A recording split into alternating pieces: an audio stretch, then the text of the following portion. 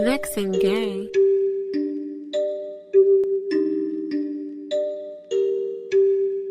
That boy nice. That boy nice. That boy nice.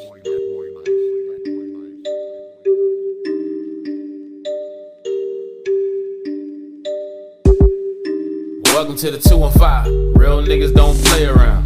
Yeah. Haters die every day, so you should probably say a prayer now. Yeah. Yeah. Truth Goes Up Radio, the takeover at 10, Yadibox.com. Let it begin. First and foremost, man, shout out to my brother Feedy Sport, man, holding it the fuck down, only like he could do, man. Shout out to my brother Chef Mike. Shout out to Randy, Dame, the whole Yadibox family, man. Once again, for those tuned in, I know it look a little different, man. As I've been telling y'all leading up, man, the studio's under construction. The good brothers are rebuilding us a whole area to make the show bigger, better, brighter, and we appreciate it so much, man. And the good news is we're working through the construction. Instead of taking a few months off, a few weeks, however long it takes, we moved back into the recording studio session or section of the studio. That way we can keep the show rolling, all right? So big shout out to everyone tuned in, man. Shout out to everyone logged in. If it's your first time, what up? We do this shit every Wednesday, 10 p.m. Yadibox. Shout out to everyone that's been tuned in from day one and all that good shit, man. So before we get to our guests, man, I've told the story on the show a handful of times, man. Back almost actually 3 years now, man. August 16th will be our 3rd anniversary, which it took us a couple weeks to set up. So probably right around this time, 3 years ago, I got a phone call from someone who I'm not even going to mention his name right now because for obvious reasons, we are no longer a part of that station or website. But nonetheless, man, it's still appreciative because he called myself, and he said, yo, Kane, I think you'll be great on radio. I got this internet radio station. He said, your personality is dope. The way you hold it down, all that, just being an MC. He said, so, I think you should holler at your DJ. I know you got a DJ. And consider doing some radio. So I started thinking, was like, well, radio, I never did no fucking radio, you know what I mean? I said, how hard can it be though? I'm a rapper, an entertainer. I said, I could probably do this shit. So I started thinking of people like, well, who do I know that do radio? So I started thinking of my homies at the 2 Hour Show. I started thinking about DJ Soulbuck, Stacy, Tasty Stacy, my man THE and shit. I'm like, damn, man, they hold it down. They've been doing it for like 8 years now and shit, based out of Jersey. And then I thought about my man Trizzy, who's about to come up now, and I'm like, damn, man. Triz was the first one and the only one at the time that ever called me to get on his radio show, which was called The Big Show, and I'm like, damn, man, and I remember calling that show every week and listening every week and again, getting called for an interview and shit, and I'm like, damn, man, and I started thinking about how much fun they were having and how good they were at what they did, and I said, well, that's what set the idea over the top. I said, you know what?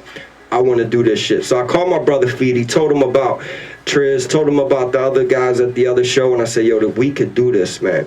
So coming up to the show right now, episode 116, is one of the hardest working dudes, man, in the city, man. Not just rapping wise, but video wise, photography wise, entertainment wise, managing wise, event wise, like so much, man, so much. And it's an honor to bring not only someone that I know, but a good friend who I've known since high school to the show. Literally since 96, I knew this brother. Bringing him up to the show right now, my good homie Triz, man. What up, brother? You already know, BK. Welcome to the show, man. It's a pleasure to be here, No doubt, it's long overdue, man. Episode 116, man. I'm glad to have you up here. It's as good time as any, man. So, like I said, man, I met you. I met you before the beard. You know what I mean? You had the little baby face going on. Baby face. You was probably about, man, maybe 15, 16 or so.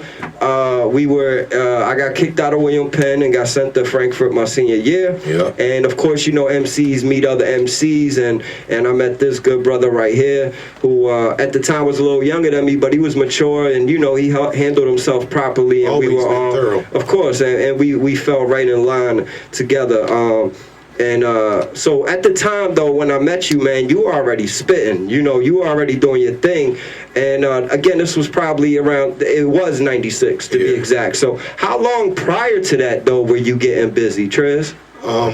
I've been rapping since, like taking it serious since like 9th grade. My homeboys had a rap group back in the day. Not even gonna say serious like 9th grade. Like I really started like, started taking it serious 9th grade. I had a couple homeboys in my hood that had rap groups, and I wanted to be a part of it. And I used to write like 4 lines. They'd be like, "That's not enough." I'm like, "All right, is it good?" He's like, "It's all right, but it's not enough." Word. So I'm like, "All right, bet." I linked up with my cousin Chip. We started a group called NBC, Niggas Ballin' Constantly. My cousin Chip from South Philly. It was me, him, and my man G's. And we started doing shows, came to high school, linked up with you. You took me down North Philly, showed me love down Lehigh, Ethan Lehigh. Yes, sir. Brought you out to, I remember specifically bringing you out one weekend. We hit up like a house party or something, because that's all we were doing at them days. And I got late. I don't remember if you were drinking, but I know I was drinking. And I remember you actually stayed at the crib that night, too. I definitely remember that, man. That just shows y'all how far back and how thorough we was, man. And that's why, like, people don't realize, like color barriers is only when you allow it to be a barrier. Of course. Like, Kane has always been like my brother, and he's always treated me like we was family. So for sure, like I said, he brought me down 8th and Lehigh. I was safe. I mean, he introduced me to his squad, the X-Files. They was like 100 deep. Yeah, we was. I mean, I'm a West Philly dude, far away from home. I mean, I was dolo too. Like I never came down there with nobody. I mean, and that wasn't like I didn't just go down there for that one time. I was down there all the time. Yeah. So, like I said, like 9th grade, I started taking this serious. I had a couple rap groups. I linked up with my man Kyrie Tyrell. They might know him on Instagram, Kyrie Tyrell. We had a group. He was part of NBC. Then we started a group called the Overseers. We was on channel 61 TV. We won a couple competitions. Went out New Jersey. I mean Washington D.C. with Craig Mack. I mean, we did a lot, man. I've been rapping since a young buck, though. I mean, it's been always in me. I got a picture of me when I was like 1 year old with a microphone in my hand. Destined, man. My dad was like, you was meant to do this. I mean, word. I also remember at that time, Triz, man. I don't know how it is now or if it changed along the way, man. But I remember you being the biggest Tupac fan I knew, man. I still love Pac. I'm sure, but I remember that clearly, man. Like even then, like I wasn't that big on Pac, and you truly not only brought him really to me, but I could say today that I believe Pac is the greatest rapper of all time. I say that to everyone. He's in my top 3 as far as my personal favorites. And at the time, especially this was in the middle of the East Coast West Coast beef. Yeah, I was riding, and you was heavy, I was Pac, and I was on some fuck that, man. This East Coast shit, you know what I mean? Boom, boom, boom. And yo, you was riding, and I remember Machiavelli dropping, and you just like, okay, you need to, and yo. I mean, what's crazy is down the line, man. I was always felt like Tupac cared in his music. It wasn't always about always wilding the crowd. Like growing up, like I grew up as like a battle rapper, really. Like I was always trying to find me a victim, like really like trying to embarrass somebody, trying to make them look funny while I was rapping. And like with Pop, like it was like, all right, he wasn't really, when he wasn't bombing on nobody, he was actually trying to make you feel right or trying to keep you aware of what was going on. And I guess felt like when I needed some time to myself or I was going through something, music is always the cure. I mean, it's like, all right, I can't talk to nobody, what I'm gonna do? I mean, usually you go turn some music on and you zone out. And I just felt like Pac was the only rapper that I could zone out to, like, yo, this dude talking about everything I need to hear right now. So it drew me to him. I mean, plus, like, I come from a background of people that was like, my dad used to always tell me, be careful what you say out your mouth. Rappers are preachers. Y'all preaching to the people. They following y'all moves. They following y'all words. And I felt like, damn, Pac is the only person trying to teach us to do better. Word. I mean, so, plus he was riding, like he believed in what he believed in. And when you believe in what you believe in, sometimes you're going to have more people against you than with you. I mean, so, like, Pac is always going to be my favorite. I mean, so it's safe to say he was a big influence on major influence. I mean, major influence to this day. I got a homeboy named K Prince. I call him the second coming of Pac, and it's crazy when people are like, how you gonna say that? I mean, because I never wanted Pac to be dead, so every once in a while I jump on YouTube, punch up Tupac still alive, see what pop up. And his brother popped up, and there was new lyrics. I'm like, this Pac, but it wasn't Pac. I'm like, this Pac, like no matter what. I mean, like I'm like, I don't care who this dude face look like, this Pac rapping. And it was crazy because I found the dude through a YouTube video, found him, linked up with him, talked to him. He was from Jersey. He live out of Atlanta now. He sent me records that I was like, dog, like, we need this right now. Like, nobody's doing this. Word. I mean, I started calling him like, yo, you the second coming to Pac. He's like, yo, man, I just feel like, I mean, he's living through me. Like, I was sitting here to keep doing what he got cut short from. I mean, so, like hip-hop lack that, yo. Hip-hop lack that right now. No doubt. It definitely does, man. So, you know, again, before we get into it all the way, man, we're just touching back on some of our history, man. And, you know, after high school, after maybe the first year or two after that ended, we lost, you know, contact for a while, man. I didn't see you in a while. And the good thing about social networks is, man, it brings you back, man. And, not only did we get back, you know, cool again, you know, in the mix talking, but, you know, I brought you out to actually perform at my release party back in 2010, which at that point was, 14 years after I already had met you. And that's 5 years from ago. But had you come out, he actually, you set it off too, man. I remember I was lit that night, but you actually set my release party off. That's my thing, proper, man. I like to go first at every show. Like, as long as somebody there to watch me show my ass, I don't mind going first. Word. Like, cause I'm dope. I come from the old school. I come from the era like, hey, you know where we come from. Right. You actually have to know how to rap. For sure. For people to actually talk to you about rap. Like, you couldn't just come with anything. I'm like, yo, boy, he cool. I mean, he cool and all, but, I mean, he can't rap.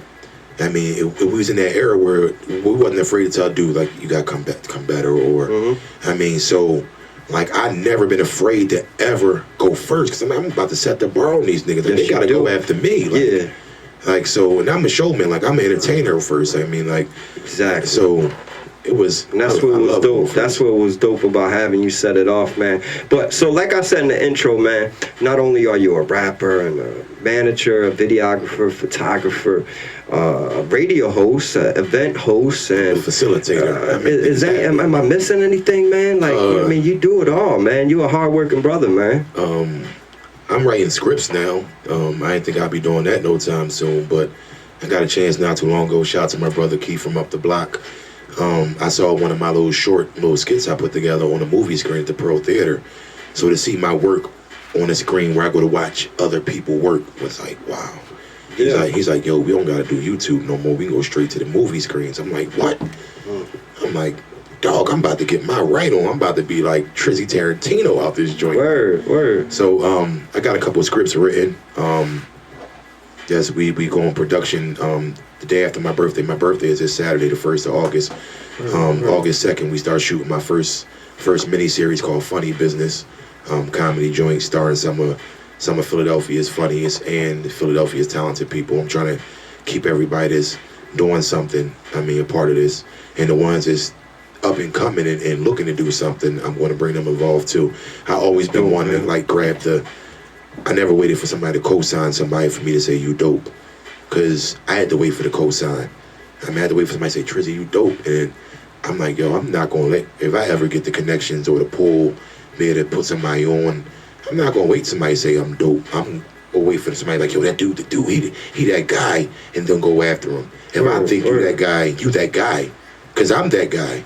I mean, so if I feel like you dope at whatever you doing, I want you on my team before anybody else grab you. For sure. I mean, so like I said, I do everything. Damn sure do. Now, where'd you, who put this into you, man? Where'd you get that hustle from? Like my dad is the ultimate hustler, man. It was crazy. He pulled up today, and Cassie was blasting, I'm a hustler. He all bopping his head. I'm like, that's the perfect song for you. My dad has always been a hustler, man. My dad got a million hustles. He's a exterminator, a carpenter. He fix your cable, he fix your electric. Like, he gets studio, I mean, he does everything. So shout out to my dad. Like, he's always been like my main like I remember him always being a big part of your life, man. Even on the Big Show, years later, you would always. My dad he had his own radio show as well. I started my show. He started his show 3 days after mine. It was the Big Show and the Pop Wiz show. Like, Pop Wiz. So like my dad has always been like, even when I first started rapping, he built me a studio from scratch.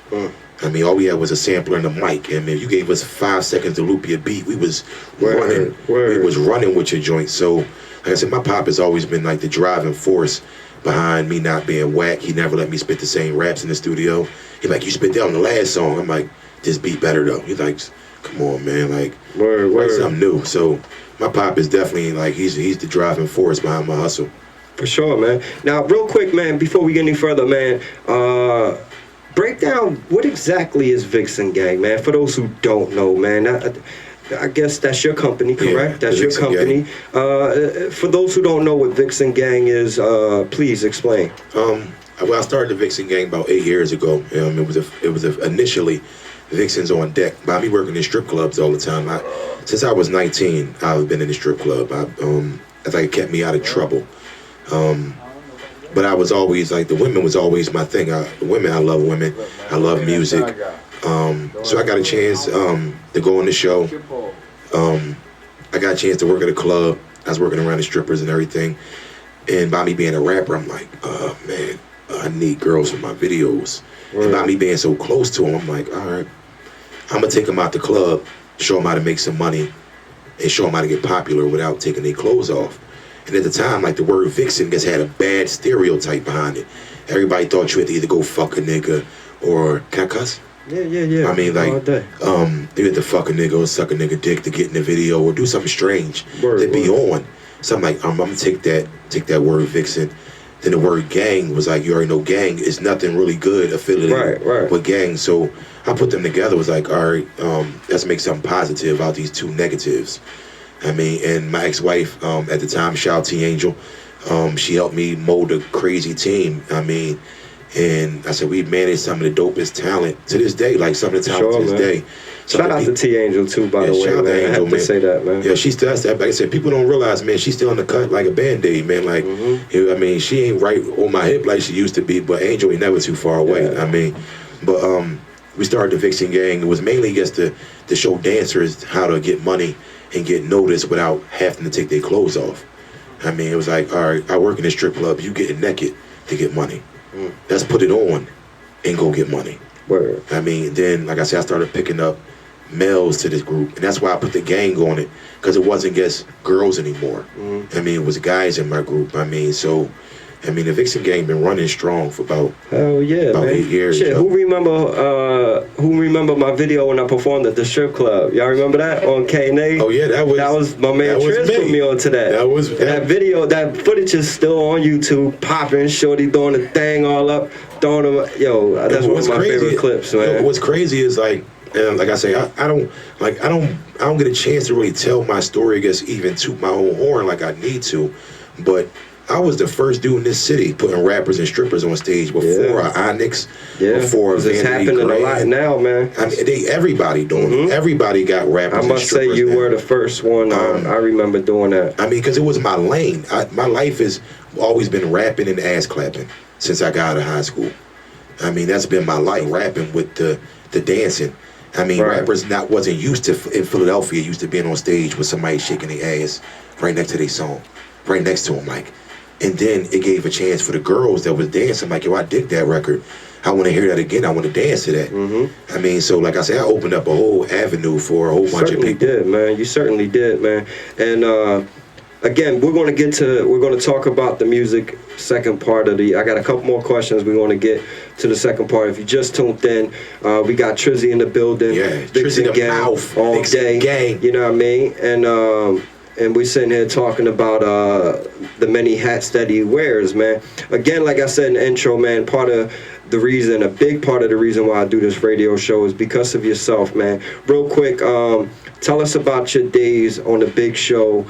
Tell us what you were able to do, because again, you just told us a lot of firsts that you were doing in that lane as far as the females and the strip joints. You did a lot of firsts as far as internet radio in the city as well. I think I was the first. I mean, I ain't going. I'm gonna say I was the first. I'm gonna say Man Angel was the first because I don't remember no internet radio shows around in 06. I mean, I was living in Delaware. It was a young sister out there named Ashley. She had a radio show on Blog Talk, and she was buzzing in Delaware. When I say buzzing, this young girl was buzzing, and she was my MySpace friend. I hit her up, was like, "Yo, I need a radio show," and she told me how to do it. I signed up to Blog Talk, and I did it for like 2 months out of Delaware. Then I moved back to Philadelphia. When I moved to Philadelphia, I mean, it took off because it wasn't nothing like that here. And by me playing like 95% Philly music, only playing the majors, like 5% of their music. Yeah, you definitely held it down for I was right? able to. They didn't care about Trizzy the rapper. I mean, that was my main thing to get Trizzy the rapper out there. I started the radio show because I wasn't on the radio here. I wasn't on 99. I wasn't on whatever stations was there. So I said, I gotta figure a way to get myself out there. So with that radio show, that platform, I used that. I mean, to draw rappers in that wasn't paying me attention as a rapper. I would reach out to the Reed Dollars, the Ciceros, and it was so easy to grab these rappers because I had something for them to showcase themselves. So while they was on hold, after I played one of their records, I'm playing one of my records.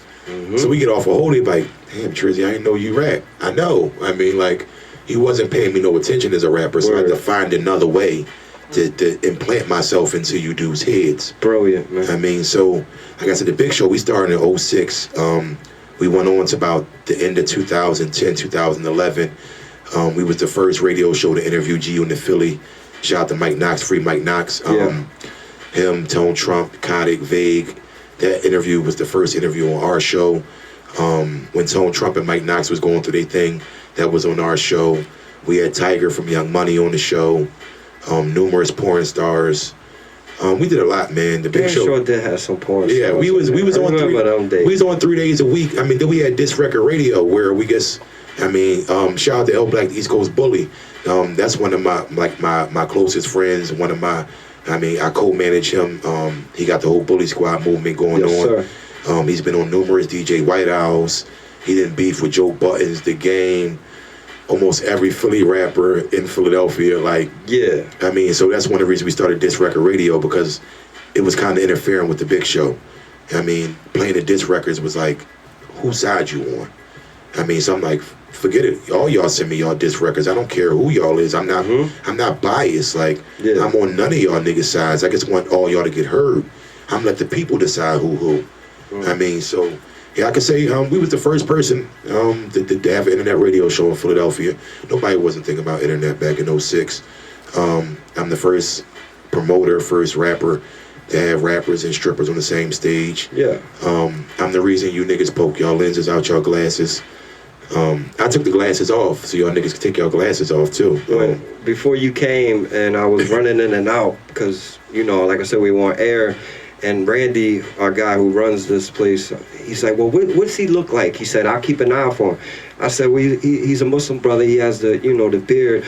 I said, and he might have some glasses on, but they don't have the lens. I literally just told him that shit, you know what I mean? And so it's funny you mentioned I took them off. I mean, I guess took them off probably like 2 months ago, and it's crazy because shout out to my man, the whole Black and Nobel staff. They like, yo, Trizzy, you look funny without your glasses, yo. Like, because for 8 years, I mean, literally, it wasn't always the Alpinas that I be wearing, but there was always some glasses that I poked the lens out. Now, that was to get people to pay attention. When I lived in Delaware, I moved from Philadelphia after I got married, and I moved to Delaware. No one knew who I was. No one cared who I was. So I grabbed the glasses, I poked the lens out, and everybody's always stopped me like, try to poke me in my eye. Like, why you got your lens poked out? And they would give me a chance to tell them, I'm Trizzy, this and that, this and that. Right, give me a chance to spark a conversation. I mean, like, I'm a very smart guy. I mean, like, if you don't pay attention one way, I'm going to make you pay attention another way. I mean, it's always what it's about. It's about them paying attention. What they think of you after they pay attention to you is all on you. It's all on them. I mean, so I never really cared. I just wanted them to pay attention. I mean, the more people pay attention, the more people watching, the more fans I got a chance to gain. Real rap, man. So I got one more question, then we're gonna take a quick break. We're gonna spin a few more joints, man. But as far as, I mean, I purposely wanted to talk about all this stuff in the first half. Okay. To show what you've done, to show what you do, to show what you have accomplished, to show the trends you set. with all that done, with all that said and done, do you feel like you get the respect you deserve, man, in this city as a whole? Nah, these niggas don't show me no love, man. I guess that in my rap. I got me and my man Deuce D. We got a project coming out called Liqour Weed Late Nights, dropping on my birthday, August 1st. Word. We gonna talk about that second half for sure. And I say that in my rap. I say, I said I spit heat, but my heart cold. They don't show love, so what I need this heart for? I mean, I never got the proper love in this city that I felt like I should get, or feel like I should get right now. I mean, like, even with the people throwing these events with the strippers and the rappers, I'm like, you niggas should call me, like, Trizzy, you want to host this? Because we got this from you. I mean, or, hey, I even seen rappers go grab the Alpinas. Like, I went and got throwback Alpinas. Like, these were my uncle glasses. I mean, and a lot of people don't even know about Alpinas. These is 80 glasses. If you were 80s baby, I'm an 80s baby. So these were the glasses they wore when you was thorough. If you had Alpinas on back in the 80s, you was getting money. Oh, yeah. I mean, so when I switched from the regular frames, the $5 frames I bought from the store, to the Alpinas, like, I saw dudes go get Alpinas. Like, y'all wasn't even wearing Alpinas until y'all saw me. Trendsetter, man. I mean, so like I said, it's funny. I don't get the love that I deserve. I mean, but at the same time, there's a lot of people that I didn't think was paying me attention that showed me crazy love. I mean, so it weighs out. I mean, like, shout out to Larry Lair, because Larry Lair always told me, Philadelphia is not going to put you on. It's no one from Philadelphia going to take you out of here. It's always going to be someone from here going to come get you and take you away. So don't worry about how much love your city is giving you, or the ones you think should be giving you that accolade or that acknowledgement. He's like, because they're not going to be the ones to help you end of the day. So, I mean. Yeah, man. Listen, man. We're going to get to a few joints, man. We're going to come back. We're going to talk about his new project. We're going to talk about a few other things. And I think I got to bring up Lil Wayne in this conversation, maybe. I might even have to bring Drake into this conversation, too, man. And not because of no disses, but because there's something going on here. We're going to talk about that second half.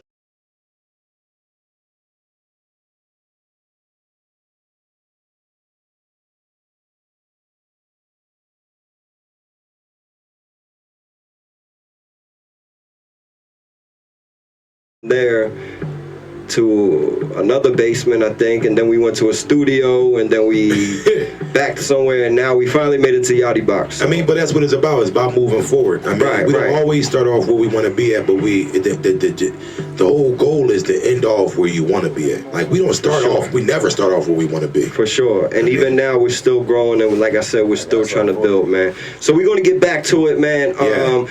We heard a few joints, man. You was talking about the project, Liqour Weed Late Nights. So break it down for us a little bit, man. What can we expect? When can we expect it? And all that good stuff, man. Well, the project's called Liqour Weed Late Nights. That's what it was based off of. Shout out to my brother Deuce D, that boy Nice Entertainment. I linked up with Deuce. We was in the studio like 2 weeks. I mean, like literally 2 weeks. We knocked out about probably like 12 to 14 joints. We only put 8 on there for the downloaded copy that comes out August the 1st. But the hard copy will be out in like 2 weeks, and we're gonna put a couple extra records on there. But the project is amazing. I mean, we got a song for everything. I mean, if you're going through something, we got one of them. We got a club record. We got one for the ladies. I mean, it covers all the bases. I mean, it's not what you're hearing right now. You're not going to hear us talking about killing nobody, or I mean, crack cells, or what block my boys on, or you ain't gonna hear none of that. I mean, I've never been that type of rapper anyway. But word. And Deuce is lyrically inclined. Like I'm just telling y'all, like, the people I'm about to introduce and the people I've been introducing has always been talented. Shout out to my man Deuce D, that boy Nice. He's very talented, very lyrically inclined. You'll see on Liqour Weed Late Nights. But the project was really based off of, I mean, Liqour Weed Late Nights. He don't smoke, I smoke. I mean, so that's where the weed came in. He stayed with the liquor, and we wasn't leaving the studio sometimes in the morning. I mean, are there any more guests on there, or is it just y'all? No, it's just us. I mean, it's just us. I mean, it's like, I mean, we just body beat the joint together. I mean, Liqour Weed Late Nights is actually a series we're gonna do. The EP's got to introduce it, but we're gonna keep that whole thing going. I mean, because we always in the studio together. And then right after that, I'm dropping my project. Me and Tommy from No Question. Shout out to Tommy from No Question. If y'all know No Question is, go Google him. I brought Tommy back. We got a record called They Don't Know. That's gonna be on my Trizzication CD. That's coming right after Liqour Weed Late Nights. But there's nobody else on that joint. Just me and Deuce. And then we working on Star Soy. She got her joint coming. L Black got Gunshots Don't Wake Me Up coming. There's a lot, man. We just got a lot coming. Vixen Gang, Bully Squad, The Revolution, Dat Boy Nice, 8180. We just got a lot of music coming. Hell yeah. Now, as far as production on the joint, man, where you getting the beats from these joints? A lot of producers. Deuce is very, he has a good connection and good relationship with a lot of producers. So we got a producer out of Germany. I forget his name. And I'm sorry, I don't know none of your brothers' names offhand, but we got producers from all over the world. Like, we try to keep it. Like, we reached out to Philly producers. Like, I always say, throw me some hits. But I mean, whoever reached out and it was dope, we went with. I mean, we don't really got time to be going off of whoever's hot. I feel you, man. I feel you.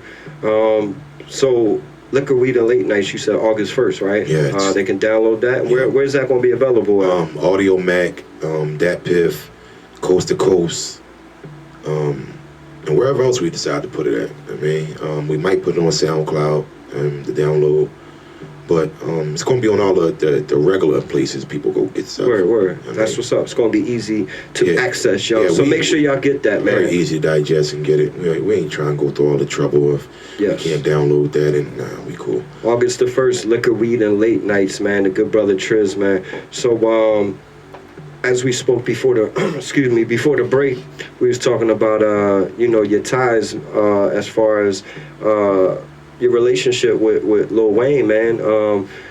Obviously you mentioned it here and there on social networks. There's some things or something that might be on the verge of happening. I don't know if you're willing to talk about that, but first and foremost, what is your relationship like with Weez, man? I consider Wayne my big brother. I mean, like, people like, how you consider him your big brother if you don't know him? I've pretty much been talking with Wayne over about 3 years. Word. It started from Drake showing me love on Tiny Chat. I don't know if people know what Tiny Chat is. Remember Tiny Chat, man? I mean, Drake popped in one of my Tiny Chat rooms years ago when I worked at the strip club. I used to always get the girls to go put their titties on the screen and make my room pop. Word. I always had a tactic, I mean, but... For sure. But my room was called Trizadelphia, and Drake happened to have a show in Philly that night. So it was only right to pop in the Philly room to try to promote a Philly show. For sure. He popped in my room. My room went crazy. He's only there for like 30 seconds though. Like, having the show in Philly, holler at me. So later on that night, me and T Angel, we doing the big show. We had Garcy from the Ape Gang on the show. Shout out to Garcy, man. Yeah, and my brother KC from the Squatters was like, yo, Drake back in your Tiny Chat room. I'm like, who in there with him? He's like, it's just me and him. I'm like, get out of here. So I'm like, that's Angel, hold down the show. I'm sliding back to Tiny Chat. I go back to Tiny Chat, Drake in the joint, and my man KC showed him a video of me rapping. And Drake was like, who that? He's like, that's my man Trizzy. He's like, yo, dude, nice, he going in. And he was like, yo, Trizzy. I mean, he showed me some love. And like, after that, I became his Facebook friend, because people don't realize they all got social networks. Right. Every celebrity got a Facebook, a Twitter, Instagram. Right. You just won't know it unless you know somebody they're connected to. Right. I mean, so me being connected, Angel was already connected with Janet Jackson, a couple other celebrities. She found Drake. I was like, make sure it's him. Like, mention what happened, but don't mention everything. And he hit me back, was like, yeah, I know who he is. I went on his page, found Wayne. I hosted a show for him in Birdman. After I hosted that show for him in Birdman, Wayne inboxed me, like, what's that club, man, Birdman was at that night? Man, him arguing about it. And I'm like, this nigga just hit me up, asked me what was the club, because I was the host for it. Right. So I would know. I hit him back, and my dad was like, don't be no pest, don't be... Yo, listen to my records. So I just kept it cool with him, cordial conversations. I mean, to the point where Wayne was commenting on my walls and commenting with my friends, like having kind of cordial conversations. Right. I mean, a couple years later he had the seizure. He gave me his number, had his email. I was sending him records every once in a while. Like, that was the first person I sent a record to, and I felt it was dope. After I got the email, I'm like, everything I get, I'm sending it to him. He's the biggest rapper in the world. I want your opinion first. Hell yeah. I got his number. We was conversating. We lost after I got divorced. I kind of fell back from everything. I was kind of like getting myself personal together. And we fell back. Instagram popped back around. We bumped back into each other. We started having phone conversations. And I got a couple records in the works right now with him. So hopefully I'll be on Young Money before the end of the year. I mean, if not, it is what it is. But I mean, it's gonna be a lot of mad motherfuckers, boy. I mean, it is what it is, though. You know what's crazy, King? Like I tell people, like a lot of things is destined. Like I always felt like I fit with Young Money. Like I said, I had Tiger on the show years ago. Drake co-signed me. I hosted the show for Birdman and Wayne twice. I hosted 2 shows for Wayne and Birdman. And the connection has always been there. I mean, so for now, years later, man, I'm on the phone talking. It's like he had to be watching everything I was doing, because you're not just going to give your number to a stranger or to somebody that's not worth the time. I mean, so like I said, I let you hear a conversation earlier with us. I mean, so you know firsthand I'm not lying. For sure.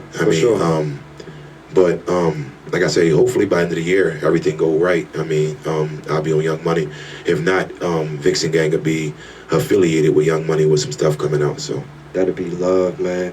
Now, it's only right that I ask you at a time like this, man. You know, we were speaking on it earlier in the show, man. Drake is going at it with one of our local guys right now, man, with Meek Mills. And it's very entertaining. It is, man. It's just the beginning on top of it, man.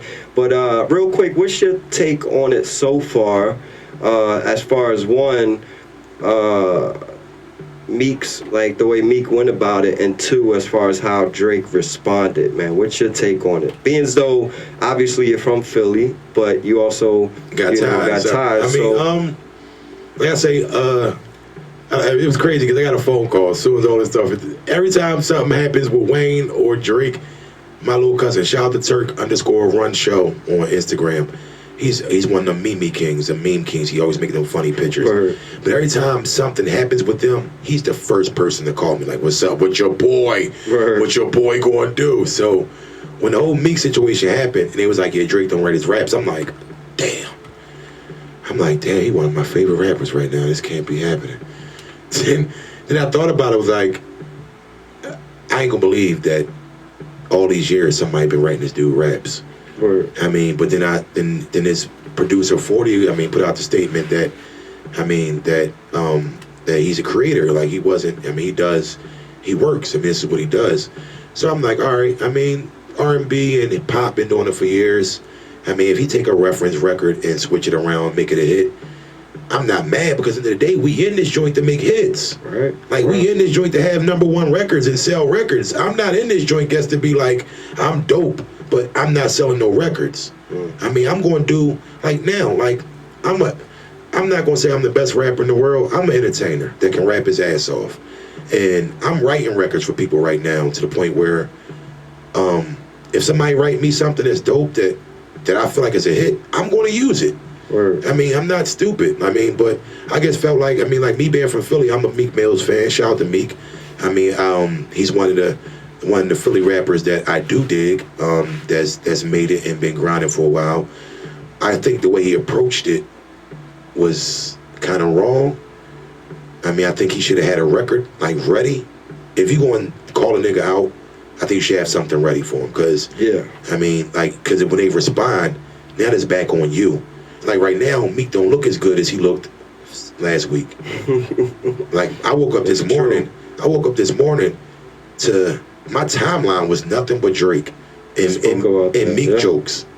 And Meek jokes. And my timeline, like 70% of my people is from Philadelphia. Preach, man. So it can show you how fast, I mean, like the game really don't care about, I mean, really when it comes down, they care about the artist. But it's the music that sells everything. It's like somebody put a stat up early, the streets not gonna let this ride. I'm like, it's not about the streets or if he sing. It's about who make a better diss record, who make better music. Right now, Drake's winning. The Charge Up record, I felt like it was a setup punch. Like it was like, pat, pat, like the jabs, to see if he gonna throw a jab back. I mean, then this back-to-back record, he really won and started like punching him. Like really like, hit me back now. I mean, so like I'm looking forward to Meek response. I'm looking forward to it too, man. I just hope it come, man. Motherfuckers waiting, and you know, I find it odd that, you know, when Cassidy came at his neck, even though Cassidy is a supreme lyricist in my opinion, Meek had an edge on him because he could say, well, you're not relevant right now and you don't got as much money as I do, and that was exactly what Meek responded with. I mean, he can't come with that though on Drake. I mean, it's similar so it's taking him longer. It's similar to the like I say, shout out to everybody that rap, man. So similar to the Young Hot and Murder Mook beef. I mean, when they battled out in New York, the style of Philadelphia, I mean, of the last about, I say about 7-8 years, because when I was coming up, we didn't rap about guns as much as they do now. Yeah, it was different. It was way different. I mean, it was way more. We was way more clever. We was more punches, metaphors, and I mean things like that. The music got more violent as the years passed. It was, I shoot you in your face, blasey blam, and you can't do that against somebody that can make you look funny rapping.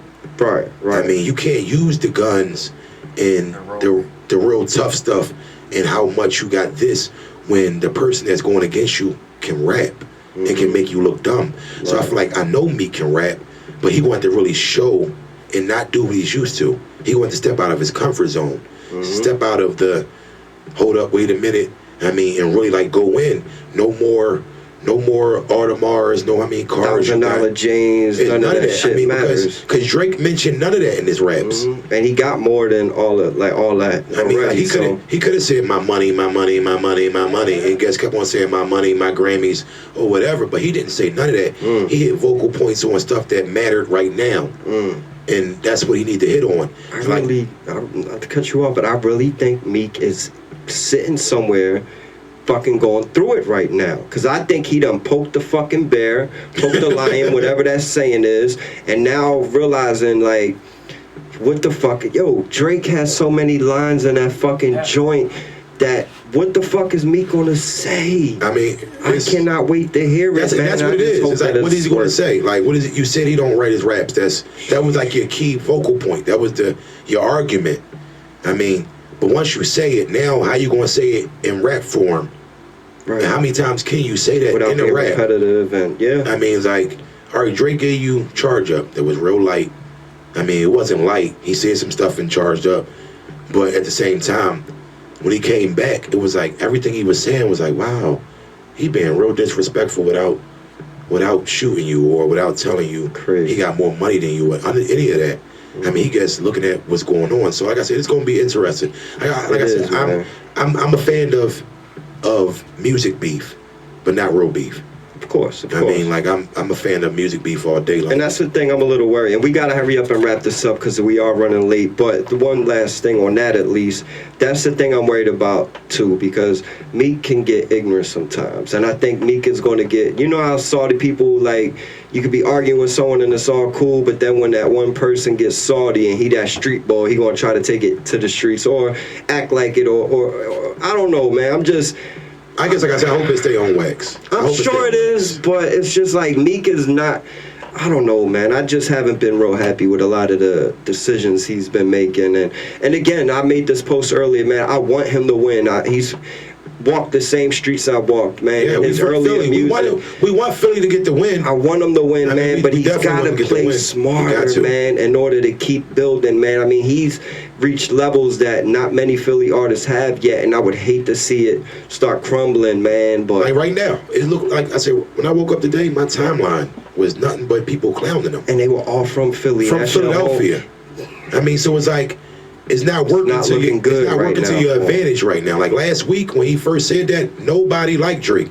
Even when Drake dropped Charged Up, everybody like somebody else wrote that for him. So or it was light. It was you know. Everybody like that was. I mean, but now you wake up this morning, Drake took. The day was Drake Day. It was. I mean, it's crazy. Like, and then top it off, the Blue Jays beat the shit out of the Phillies today again. Toronto beat the fuck out of Philly to remind us. It's like, so for him and how we did that, how we put the song called Back to Back, put the Toronto Blue Jays on the cover, and then they playing the night. Like, it's like and then Joe Carter, who hit the home run to beat us back in that thing. The reason why he put that on there is because the Toronto Blue Jays won back-to-back chips. Joe Carter hit the home run, and Joe Carter tweeted today like, "Drake, you made us proud." Yeah, like so. What the fuck ever, man. Like I said, shout out to Meek. I hope Meek. I mean, like I hope Philly as a whole. I mean, like everybody said, it's Philly beef. It's not Philly's beef. No, it's not. I mean, we ride. You don't have to choose sides, and that's the thing, man. One last thing on that. You don't have to choose sides. People are like either riding with Meek or riding with Drake. You could just sit back and enjoy it. You know what I mean? I'm enjoying it. I mean, exactly. I'm waiting for him to come back with what something. happens, man. I mean, I'm waiting because I already know how Meek do. I mean, he gonna come back with a song that's gonna have a crazy beat. They're gonna play it in the club plenty of times. That's where I tell people they mess up at.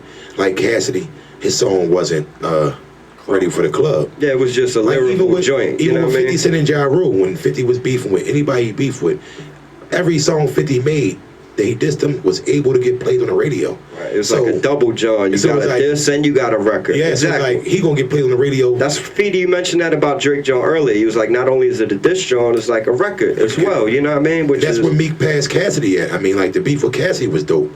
I mean, but at the same time, no one would play Cassidy's song after one time. Right, because it was just super lyrical and just bars. And we in the era of the easy feed era. We want everything easy to digest. Mm-hmm. I mean, if we want to shoot a person in the face, we want to hear, "I'm going to shoot you in the face." We don't want to hear, I mean, a metaphor that has something to do with shooting them in the face. They want it, guess how it is. I mean, so... but no doubt, man. But look, man, on that note, before we go, because we got to run, man, shout out to everyone that's still fucking with us past midnight. One more time, man, Liqour, Weed, and Late Nights, August the 1st. August the 1st. All that, man. Shout out to everybody, man, that's listening. Shout out to my pop. Shout out to my whole Vixen gang. Shout out to Dat Boy Knight. Shout out to L Black, East Coast Bully Squad. Shout out to Weezy. Shout out to Drake. Shout out to everybody that's messing with me right now, man, because there's a lot of people that don't mess with me. Shout out to my brother Keith from up the block. We got the 9th installment of Stand Up at the Movies, August 26th at the Pearl Theater. We got Brotherly Love performing live. Shout out to Charlie Mack, the Life Changer. Like I said, shout out to you, man. Shout out to the whole TakeOver at 10, bringing me up here. Man. I wish I'd have got here earlier. It's all good, I apologize. Man. It's all good. But follow me on the gram, Trizzy The Mouth, at Trizzy The Mouth _VGE. Follow my Vixen gang at Vixen _gang _university. Follow my team, man. Follow that page too. It'll be a lot of fly. Follow both his pages. There's always some fly females on there too, man. Yeah. Shout out to all the sexy ladies, man. For sure. And if you missed part of the interview, came in late or whatever, this will be uploaded on YouTube this Friday. And if you're watching right now on YouTube, make sure you hit that like button, hit that share, spread it around, and follow his pages, man. So again, Triz, it's an honor, man. Thank you for all the inspiration you provided me. I appreciate it. Again, we would not be in this moment in the studio today if it wasn't for you and what you've done to inspire us, man. So thank you for that. I wish more people be like, you know what, you definitely with the blueprint. I mean, you helped me get what I'm going. I'm like I said, it's and people take it like it's. I'm not arrogant and not like that, but it show love where love is supposed to be shown. For sure, man. I mean, but it is what it is, man. My name Trizzy The Mouth, man. Follow me, and you're gonna see a lot of my face, see a lot of my gang. Yes, sir, man. We've been running shit for years, and we don't plan on stopping. Like I said, man, I've known this dude since '96. Vixen gang. Dat Boy Nice. Work hard, play hard. Work hard, play hard. Work hard, play hard.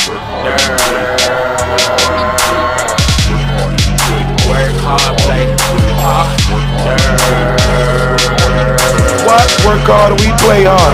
Work hard and we play hard. We having fun with this shit. Yeah.